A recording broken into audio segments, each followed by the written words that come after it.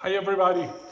Here we are in this 9 micro apartment rooming house we're building in a metropolitan suburb in the west of Melbourne.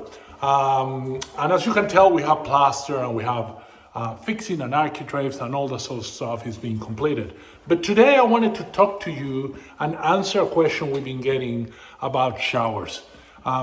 We often get asked, should you use acrylic shower bases, those white plastic shower bases that sometimes you see in some old houses, or should you use tiles in the shower bases, considering that there's this belief, a very historic belief, that tile shower bases are both more expensive and more prone to having leaks. So I thought I'll address it. So as you can tell, in this particular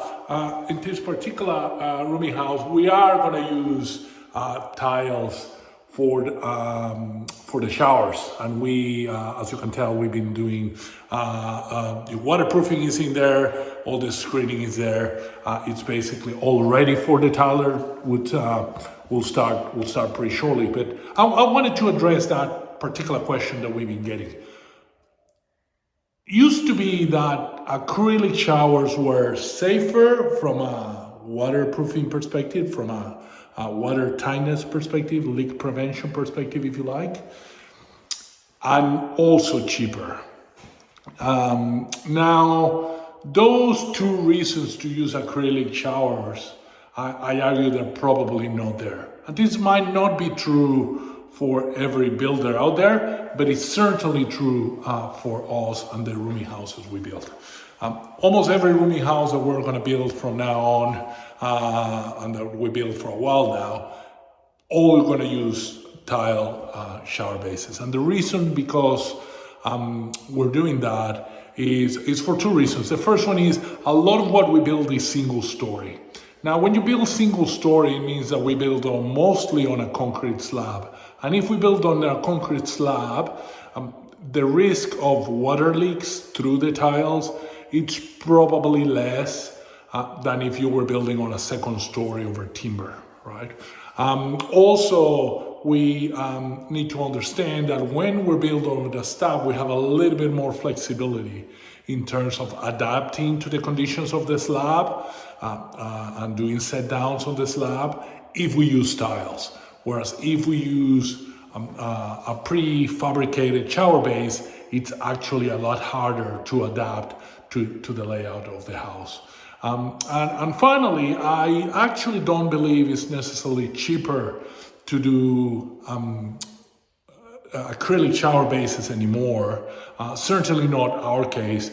We have great tilers who do a great job in both screening and waterproofing at some really reasonable rates, and allows us to produce a higher quality product by having tile shower bases in the bathrooms, which give a little bit of a premium feel, again lifting the whole feeling and the whole quality of the micro apartment, potentially even increasing the rent over time, or at least making it easier to rent.